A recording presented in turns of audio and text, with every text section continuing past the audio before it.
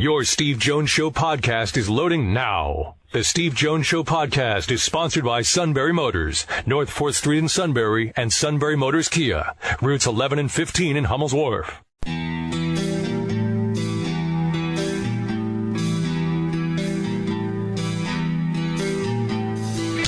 Sports talk where your voice counts. This is the Steve Jones Show on News Radio 1070 WKOK. Now from the Sunbury Motors Studio, here's Steve Jones. Sunbury Motors, 4th Street in Sunbury. Sunbury Motors Kia, routes 11 and 15 in Hummel's Wharf. Our play-by-play call today, the Indians on a roll, 13 in a row. Tom Hamilton. Breaking ball swung on, blasted, deep left center. This game is tied. A hanging breaking ball, and Jose Ramirez has done it again. A solo blast to left center. And we have got ourselves a 4-4 game. And they made it 13 wins in a row. They are the first team since 1960 and 61 to have consecutive seasons with 13-game winning streaks. And then you have the Arizona Diamondbacks, who have not been behind in a game since August 25th in their 12-game winning streak. So they don't have the longest winning streak, but they do have the longest streak going of not being behind. You tell the Ramirez home run tied up that game and eventually allowed Cleveland to come back and win it. But the D-backs haven't been behind. If Arizona gets 5 innings tonight, and I believe they've got the Dodgers tonight, if they go through 5 innings tonight without being behind, they'll set a major league record for most consecutive innings not being behind. Pretty amazing. 4:35 today, Dave Spadaro is going to join us to talk about the Eagles. And we'll get a rundown from him as we get ready for the season on that side of the state. We heard from Bill Hillgrove already with his take on the Steelers. And we'll get the take on the Eagles with Dave Spadaro. I understand Sean was trying to get a hold of Dave Spadaro, and he said he got an answer within 30 seconds. I wish they all fell into place like that. Appreciate Spuds getting back to me so quick. Well, I mean, that's quick. Love it. That is quick. Very pleased, by the way, bring in Andrew Brandt from Sports Illustrated to talk a little bit about a couple of issues, including Zeke Elliott. And I just felt going into this, Andrew, all the way through, that because it's the domestic violence issue, there was no way on the planet that Roger Goodell was going to budge, because I feel like he botched the Josh Brown situation, felt like he botched the Ray Rice situation, and he didn't feel he could do that with this. With Ezekiel Elliott, obviously in the suspension, it looks like he'll get to play against the Giants and then be out 6 games after that. I don't really know all the details about Elliott. You'll know many more than I do. But I just got the sense that after, in my opinion, botching Ray Rice and botching the Brown thing, among others, that Roger Goodell was going to hold a hard line on this.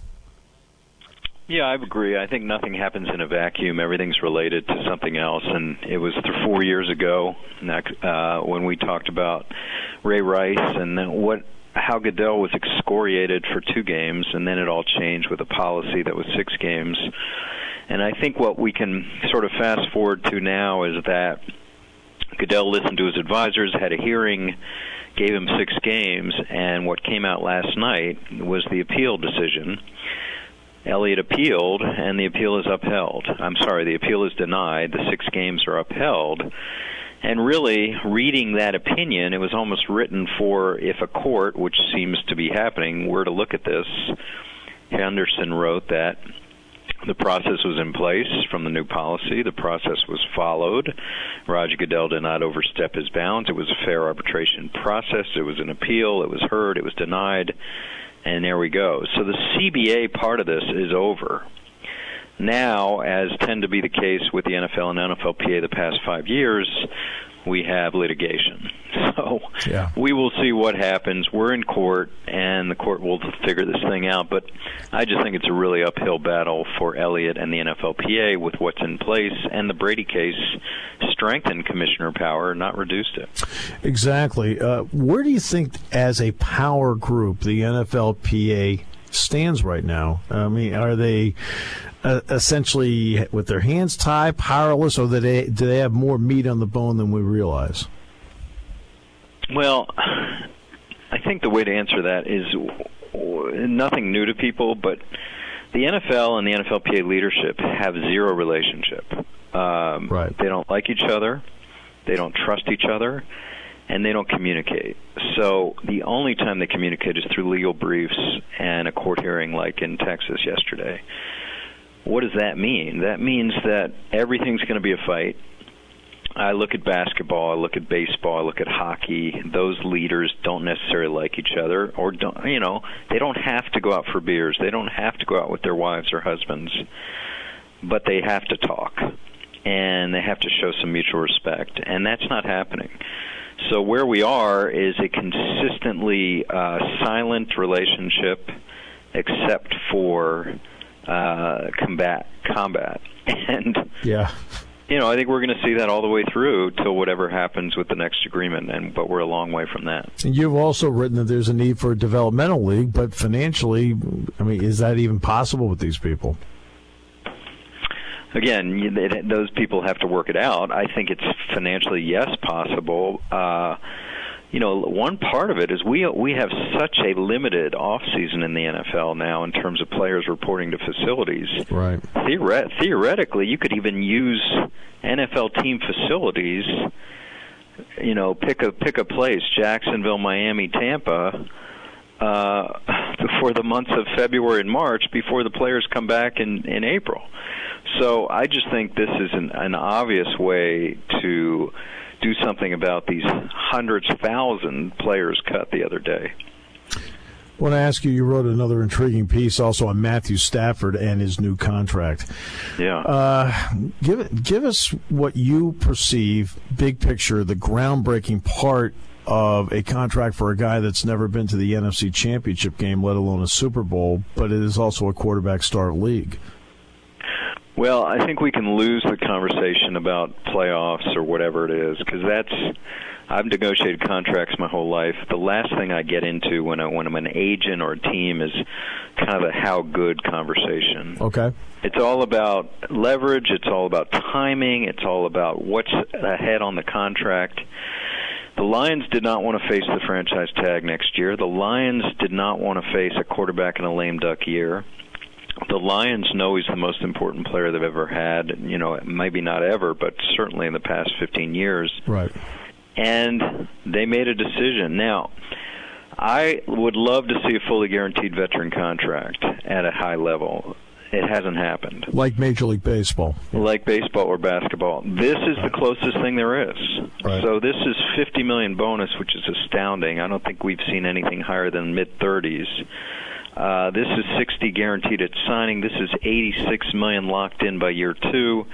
This is $92 guaranteed. I just think that this is the closest we'll get for a while. Now, we can talk about Ryan and Rodgers coming up in a couple years, but this is an impressive deal. I go into it in my column on MMQB, all the things that it breaks new records for. And that then brings me to a different position. It's a running back, and Le'Veon Bell's going to play this year in the franchise tag. He was offered another contract, at least the Steelers claim. What about another position besides quarterback? Does a Le'Veon Bell have the leverage as Stafford does? No. Right. That's exactly what I thought you'd say.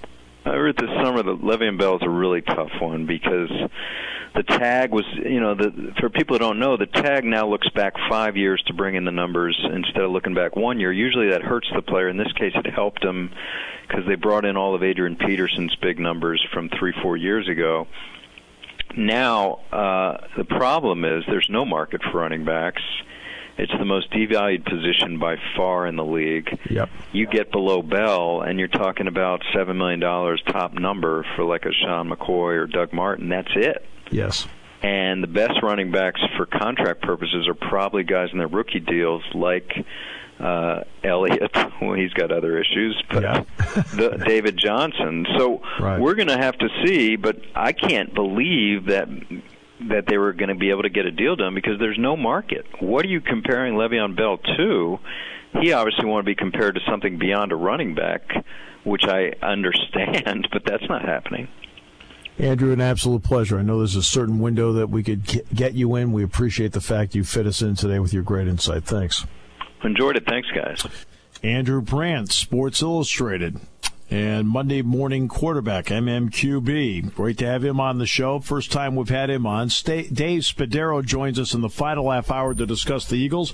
Back with more in a moment. Brought to you by Sunbury Motors, 4th Street in Sunbury. Sunbury Motors, Kia routes 11 and 15 in Hummel's Wharf on News Radio 1070 WKOK. Penn State football is on News Radio 1070 WKOK. The Penn State Nittany Lions are Big Ten champions. Penn State football is sponsored by First National Insurance, Sealands Grove Ford, Click Associates, Murray Motors Chevrolet, Mifflinburg Auto Sales, Purdy Insurance Agency, Sunbury Motor Company, and W&L Subaru. The Nittany Lions are back in Beaver Stadium to take on Pitt Saturday. Kickoff is set for 3:30. We're on beginning at 2 o'clock on News Radio 1070 WKOK.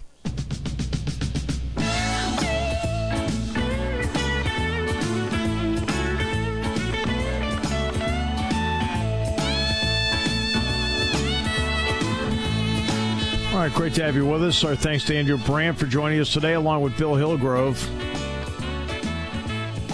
Dave Spadaro in the final half hour to join us. Looking forward to that on the show. We did get an email yesterday from... Yeah, here it goes. From Mike Torres, who said, I was listening to Narduzzi's press conference, Pat Narduzzi, from Monday. A reporter asked about Max Brown. He began talking about something that happened on the second play of the game against YSU and then quickly changed his mind.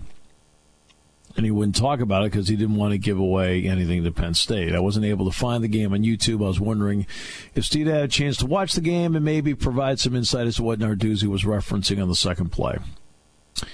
His direct quote was, you talk about the heat of the moment, go to that second play. No, I won't even talk about it. I won't even talk about it because it might give somebody else, such as Penn State, something else to think about. Next question. What happened on the second play was it was a bootleg. It was a play action roll right where they're trying to get the initial action flowing to the left. Then he boots it on a waggle and rolls right. He has three options on the play. One is a deep pass down the field to Way, Jester Way. And Way has a couple steps on the guy.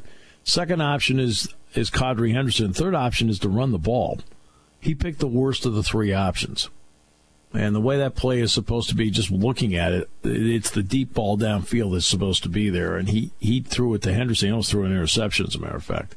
So that's the play he's referring to. So that was that listener question. That was the second play of the game. Then you sent me another one here from Jim.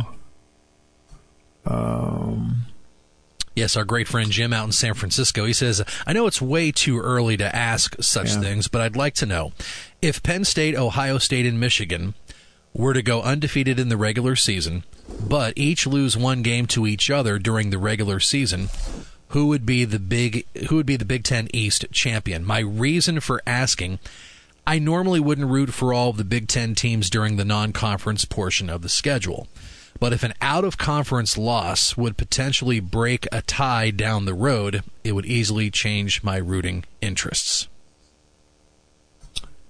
So if they all beat each other, and that's the only one they lose to, in other words, it happened last year. It turned out that Michigan had the extra loss to Iowa. Who would win the Eastern Division Championship? Trying to think what the tie-breaking procedure is, because in the tie-breaking procedure, the first one's head-to-head. Would number 2 maybe be point differential, or? No, I don't think that comes into play. Obviously, you've beaten everybody else. I'd like to look at that and see. I don't know, for example, if what you do against the other division means something. In other words, my 3 wins in the other division were against the first, second, and third place team, or yours were against 5, 6, and 7. I don't know. That's a good one. I'd have to look up that one, because that one is off the top of my head. I don't have an answer to. Yeah, I don't know the answer to that. I haven't thought about that. It's a good question, Jim. It's a really good question, but I can't answer it right now. I have no clue.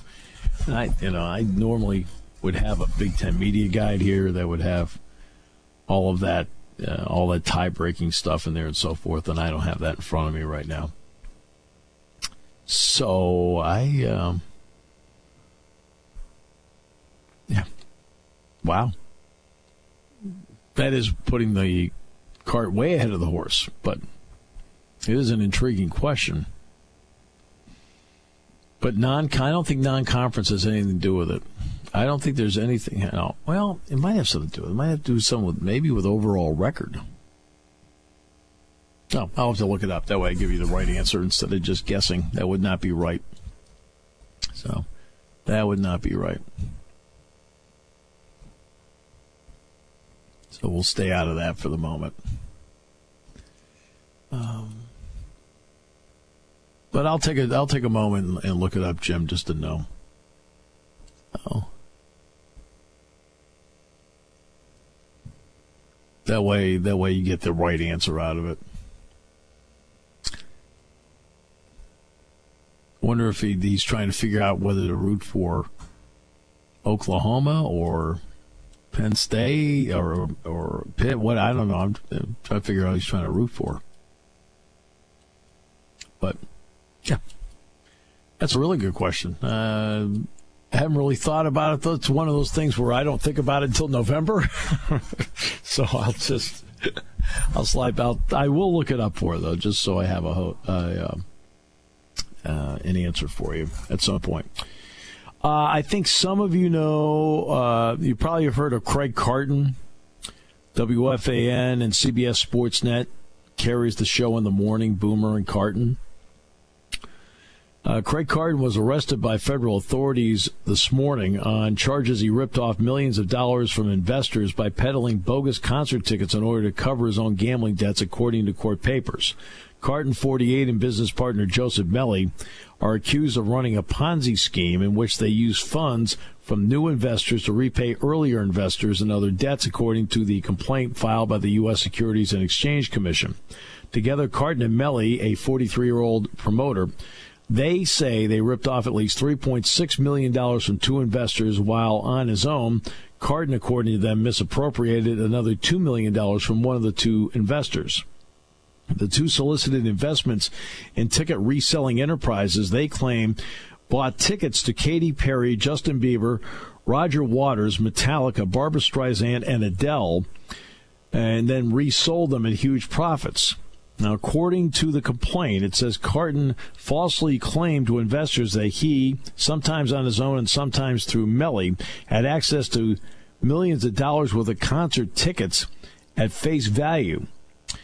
They say that he forged documents showing purported ticket sale agreements between his and Melly's entities and concert promoters when actually none existed. Carton turned to the ticket scam, they say, in the middle of 2016 as a result of accruing millions of dollars worth of gambling-related debts to casinos and other third parties, according to court papers. They say on September 7th of last year, an email to Melly and another associate, Carton wrote that he was around $3 million in the hole and that he risked and lost $700 of investor money, referring to a $700,000 loss, and that he owed $825,000 as soon as possible to the person. He also indicated that he owed a total of $500 on the 12th to 2 casinos, referring to a $500,000 debt, according to the complaint. In addition to the SEC charges, Carton is charged along with another business associate, Michael Wright, with wire and securities fraud by prosecutors in Manhattan federal court. One of the unidentified investors is a hedge fund partner whom Carton first met in September of 2016 at a charity event. On October 2016, Carton texted Wright and Melly, identified as co-conspirator one in the Manhattan federal court, saying he struck gold. Carton wrote, quote, "Guys, I've done it. One investor ready, committed $10 million liquid and $40 million LOC, line of credit, with $50 million if needed. I need some info. List of shows that we can 100% prove access to tickets. How many, when, and how it's returned, and predicted success." They say that he allegedly used the hedge fund investments to pay off his casino debts. Wow. Taking your calls at 800-795-9565. This is The Steve Jones Show on News Radio 1070 WKOK. Now, from the Sunbury Motors Studio, here's Steve Jones. Sunbury Motors, 4th Street in Sunbury. Sunbury Motors, Kia routes 11 and 15 in Hummel's Wharf. Our thanks to Andrew Brandt, Sports Illustrated, for joining us in the previous half hour. Hour ago, we had Bill Hillgrove on, voice of Pitt football and the Steelers. And now it's time to take a look at the Eagles with Dave Spadaro. Let's bring in Dave. Dave, welcome. Great to have you with us. Hey, it's great to be here, and I think we're all in the same boat. Can't wait for the NFL season to begin. Yeah, let's get rolling with this. The Eagles have made a few moves along the way. Are they a better football team after the moves based on what you know about the personnel they brought in? You know, I mean, I would certainly expect them to be better. They upgraded wide receiver tremendously.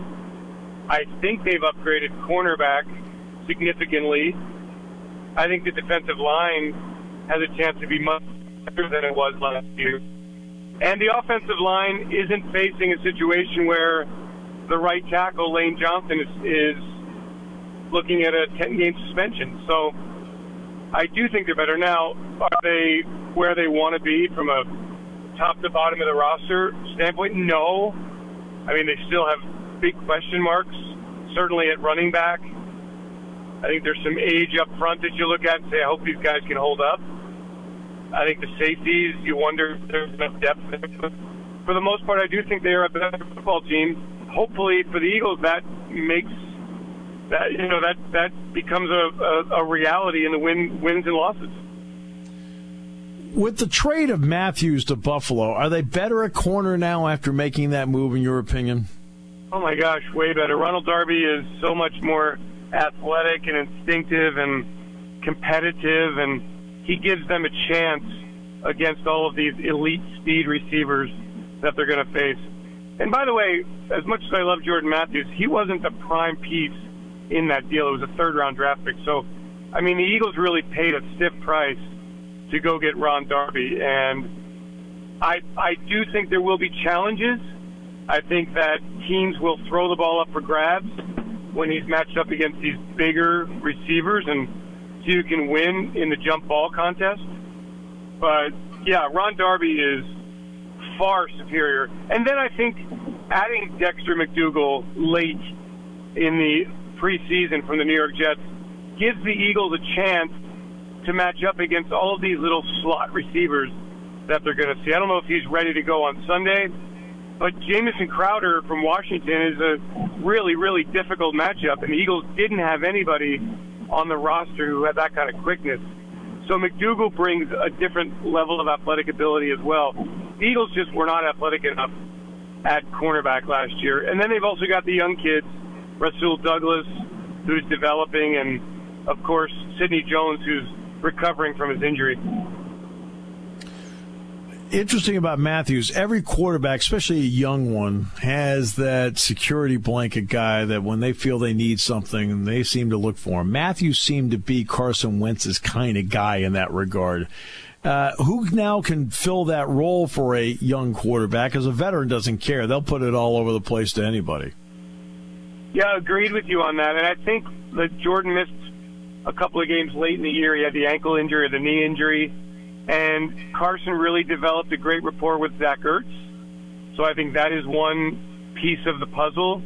I think, obviously, having Alshon Jeffrey here as the legitimate number one go-to receiver will make a big difference for Carson because he can throw the ball up, and it doesn't have to be perfect, and the window is larger, and Alshon's going to make those tough catches. So I think Alshon will make a gigantic difference, and then having Torrey Smith with that deep speed, all of those players combined will certainly, I believe, make up for the loss of Jordan Matthews.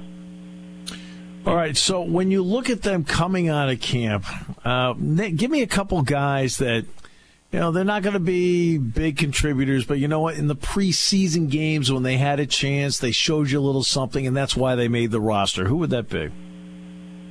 Well, I think Jalen Watkins probably earned a job in that last preseason game. He can play a little bit of safety, he can play a little bit of cornerback, can help you on special teams. I would tell you that Mac Hollins, the rookie from North Carolina, probably will be the fourth receiver. So he may not get a ton of reps there, but he'll get a lot of reps on special teams. I look at somebody like Chris Maragos, who's an ace on special teams. I look at Chris Long, who will be a third or fourth defensive end, part of that rotation. Somebody like Bo Allen, defensive tackle, part of that rotation. Nelson Aguilar, I think, is a really fascinating player to watch. He doesn't have all the pressure. He doesn't have to catch 85, 90 passes. He's going to be the slot receiver. But when they throw him the football, he's got to catch it. He's got to move the chains. He's got to be tough inside. He's got to give them quickness. Those are the players I think will kind of be a change of pace kind of players, along with, Wendell Smallwood at running back. Won't carry the ball 20 times a game, but I think at the end of the year, he will be the leading ground gainer for the Philadelphia Eagles. Did you see and sense Aguilar maybe was a little bit more relaxed in camp in the preseason games or putting pressure on himself? How did he seem to you? Yeah, I thought in the preseason games he was okay. I mean, he was disappointing in Green Bay and then, fine after that. Training camp, he was much, much better. And look, last year, let's go back to last year. He comes in, a lot of expectation. He gets in that off-the-field incident that really marred his off-season. Then he just starts dropping the football and hears it from the crowd and just couldn't get out of his own way. And I think it all built up, and he just had to step away from things. And so I think having Alshon Jeffrey here, look, Alshon Jeffrey is the one with all the pressure. Torrey Smith is the veteran who's got a lot of pressure. Nelson Aguilar just has to catch 35 passes and get a lot of first downs, and everybody will say, "Boy, Nelson Aguilar has come such a long way." He's not going to be measured by pure numbers. He's going to be measured by the number of times he takes advantage when the ball is thrown his way. Dave, where are the Eagles better today than they were a year ago? Conversely, where are you concerned? As we said, cornerback, I think they're better. I think they're clearly better at wide receiver, and I do think they're better at the at the defensive line position. I don't know if they're better at running back. I don't know if they've got a lot of depth at linebacker. We've got to see how the scheme changes in the red zone. And then there's the intangibles. Look, they were 1-7 on the road last year. They blew games on the road in Detroit and in Dallas. They couldn't take advantage of a takeaway against the New York Giants. They were inside the 20-yard line. They had a chance to win the game in Baltimore. They didn't win any of those games. So from an intangible standpoint, where are they on the maturity level? Where is the game plan? How is Doug Peterson going to call plays in the red zone, where they were 24th in the league in touchdown efficiency? That is not going to get it done. So, I think Washington's a perfect test. The Redskins have won 5 straight games against the Eagles. The Eagles haven't won at FedEx Field since 2013. They've been outscored 23-6 in those first quarters of those three games. So let's see how they come out and play and handle the expectations in year two of Carson Wentz and Doug Peterson. In the growth of Carson Wentz and the maturation of Carson Wentz, where do you see him as a better quarterback than even when we saw in December last year? I mean, I got to tell you, I think he's the most polished prospect in a Philadelphia Eagles uniform at this stage of his career in the 30 years that I've covered the Eagles.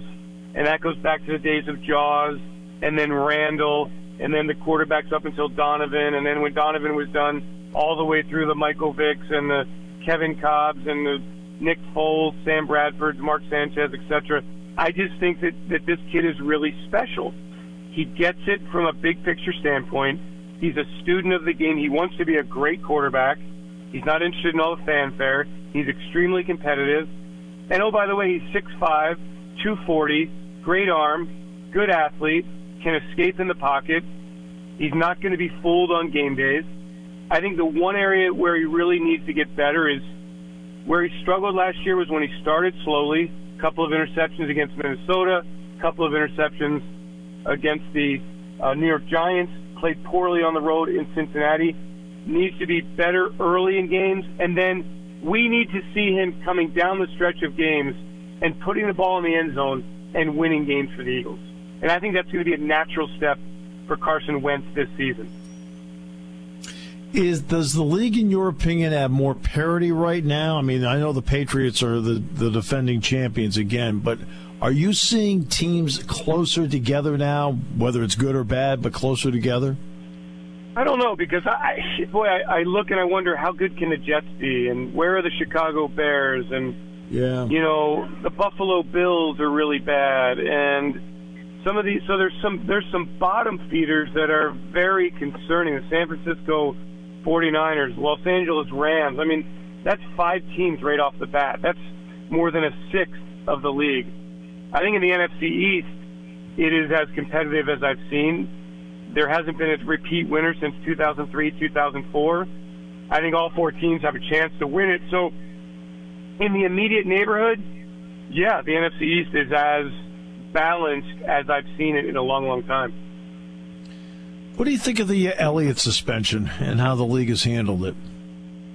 You know, I feel for the Giants fans out there. I know that they're not pleased that Ezekiel Elliott is eligible to play in this game. My expectation is that the legal red tape will allow Ezekiel Elliott to play the entire season, and then we'll go through the whole legal process next year and find out where he stands, and it could very well get knocked down from 6 games. But I applaud what Harold Henderson did yesterday, upholding the 6-game suspension. It just sounds like there's a whole lot of legal wrangling and maneuvering to get through until we get to the final resolution here. Dave, it's always a pleasure. It's great to hear you on the other end, and thanks a lot for the great information. Hey, my pleasure. Anytime at all you call, I'm ready to go. Dave, thanks so much. Dave Spadaro, what a great job he does. We'll come back. We'll wrap it up in a moment. Today's show brought to you by Sunbury Motors, 4th Street in Sunbury. Sunbury Motors, Kia, routes 11 and 15 in Hummel's Wharf on News Radio 1070 WKOK. When it comes to car buying, there's the other guy's way, and then there's the SMC way. The other guys force you into a vehicle you really don't want. The Sunbury Motors way lets you take the time you need to browse, ask questions, and take the test drive and think on it. For over 100 years, the Mertz family and all their employees have made your experience the most pleasant one you'll ever have. The other guys won't offer you the best price for your trade, no matter how much they say they will. The SMC way is their promise to provide you with the most money the market shows your vehicle is worth. The SMC way is to offer you all applicable factory rebates on new vehicles and generous discounts. Looking for a pre-owned vehicle? The SMC way checks each vehicle with a 200-mile radius to determine the lowest price, then beat it. It's the lowest price promise, just part of the SMC way. The choice is up to you, the other guy's way or the SMC way. The SMC way wins every time. Sunbury Motors Company in the North 4th Street Auto Plaza, Sunbury, and at sunburymotors.com. Selling more cars and satisfying more customers for over 100 years.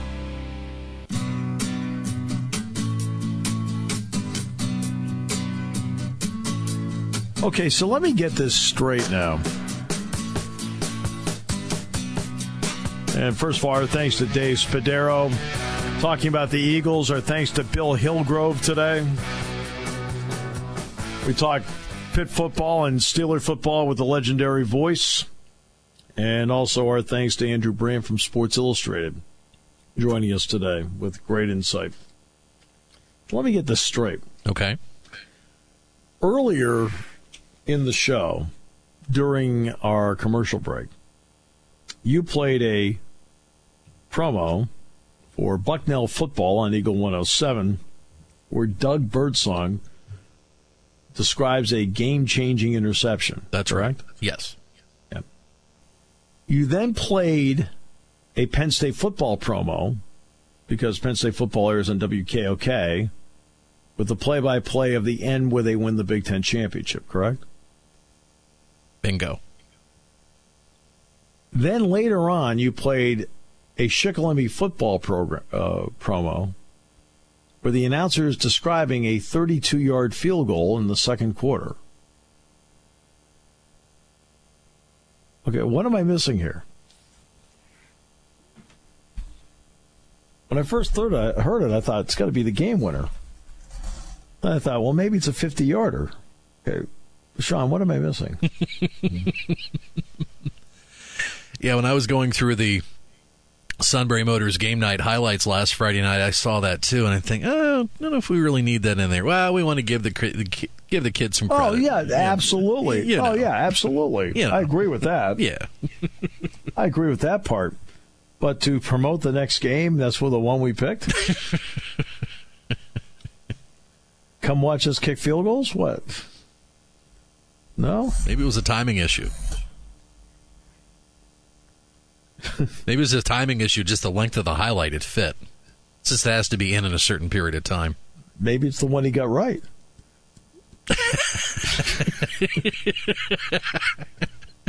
Or it could be that.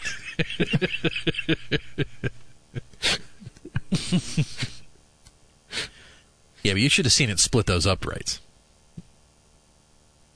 No, I stopped picturing it when I heard it was a 32-yard field goal in the middle of the game. I thought, okay. Tyler Davis kicked a 47-yarder. It didn't make the cut on our thing. It did not.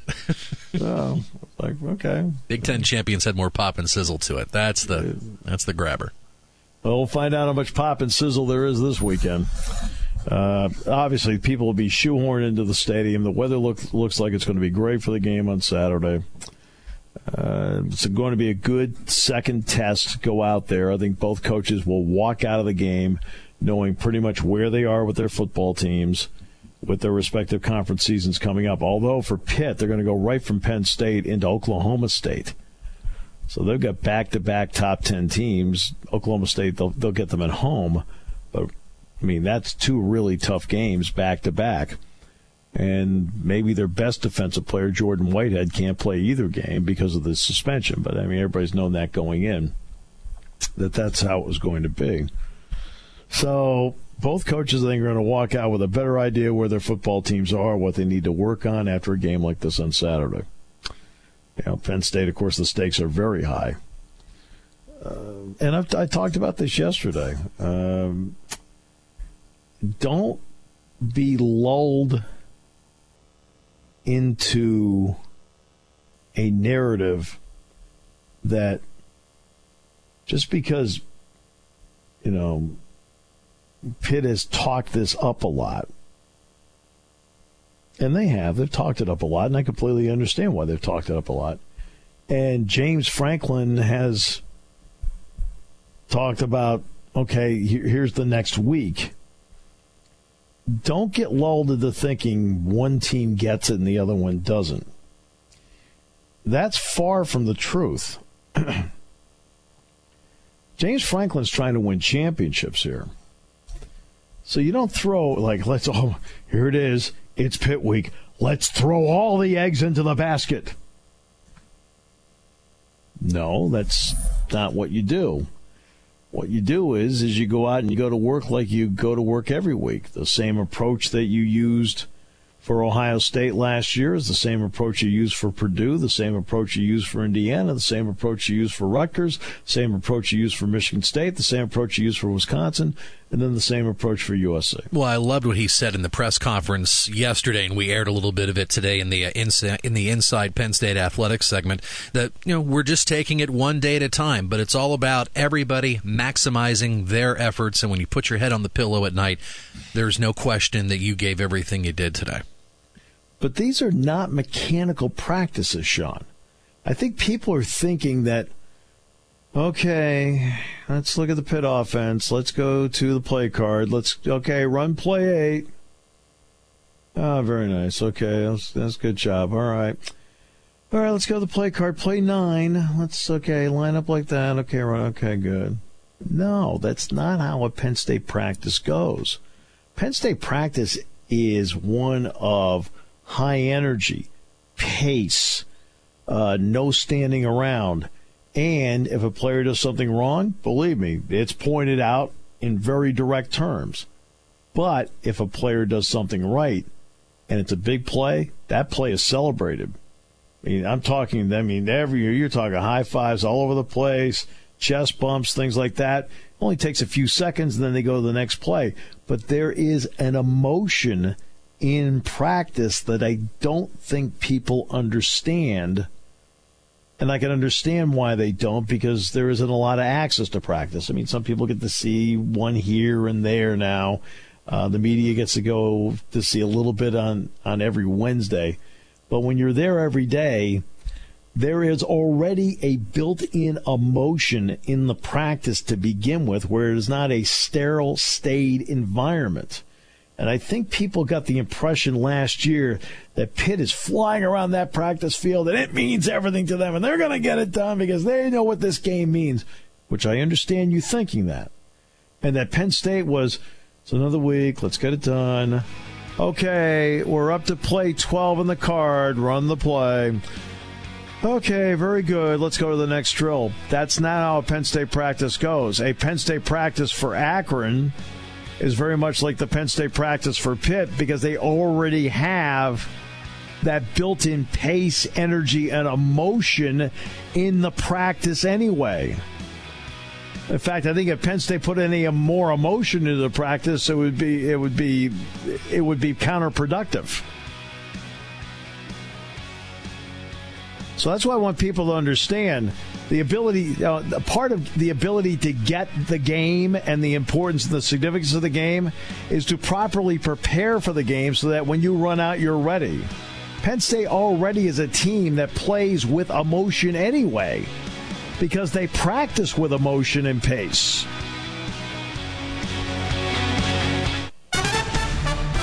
We are your home for the Philadelphia Phillies. News Radio 1070 WKOK Sunbury.